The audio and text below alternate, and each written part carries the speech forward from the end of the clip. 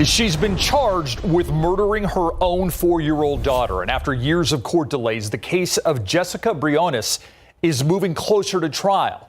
But while she was free on bond, Briones gave birth again. And now a tense legal battle is underway over who should get custody of the baby. A warning, what you are about to see may be disturbing to some viewers. Our Dylan Collier brings us tonight's Defenders Report. September 2017, at the San Antonio Police Department's Prue substation, Jessica Briones walked in carrying her 4-year-old daughter, limp and near death. One day later, little Olivia passed away, and investigators noted a long list of signs of abuse. She was the weight of a 2-year-old, had multiple sites of bleeding on her head, severe swelling of the brain, and fractured vertebrae. Police also found a bowl on Olivia's bed, filled with vomit. The medical examiner said the child died of complications from a closed head injury and ruled her death a homicide. Eventually, prosecutors charged Briones with capital murder of a child.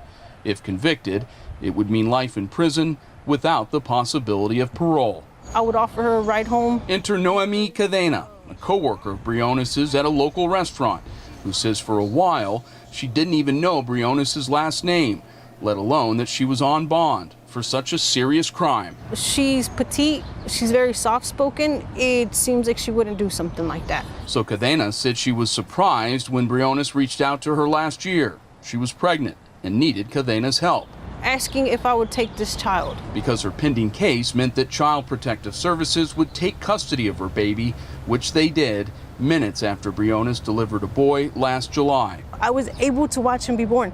Not only that, I was able to help with his birth. So Cadena jumped through the necessary hoops, qualified as a Texas foster parent, and was given temporary custody of the child, an experience she describes as one of the highlights of her life. He calls me mama, something I didn't teach him, because I wasn't sure what was going to happen. But Cadena's push to become the baby's permanent parent has hit a series of roadblocks recently, starting with a paternity test in December that confirmed who the baby's father is.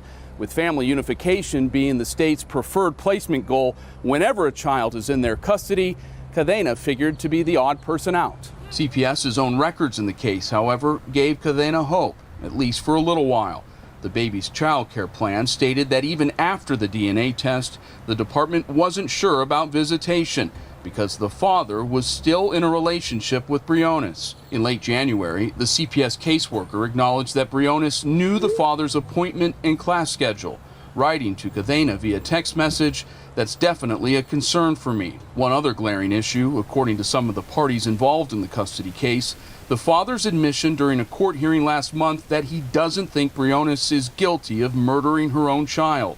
The defenders viewed a recording of the virtual hearing and verified his response. This man does not believe that she did what she did. Despite this, the caseworker told the judge she is now in favor of unifying the child with his dad. But during a virtual court hearing, the appointed attorney for the child, former county court judge Monica Guerrero, after learning the father had continued to share pictures of the baby with Briones as recently as 2 weeks before the hearing, told the judge, quote, he doesn't believe that mom's capital murder charge is a valid charge.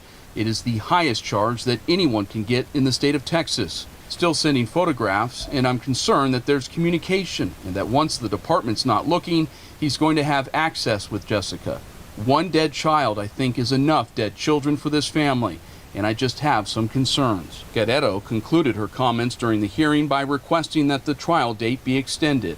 Cadena worries this case could have a nightmare ending. What they're doing to this little boy is they're fattening him up and sending him to the slaughterhouse. That's what it feels like. For the defenders, Dylan Collier, KSAT 12 News. Child Protective Services officials said confidentiality laws prevent them from discussing this case. Neither Briones or her criminal defense attorney returned requests for comments for this story. She's scheduled to be back in her capital murder case in June on the 24th of this month. Her parental rights for her baby could be terminated as soon as mid-July, when a children's court judge could rule to permanently unify the child with his father.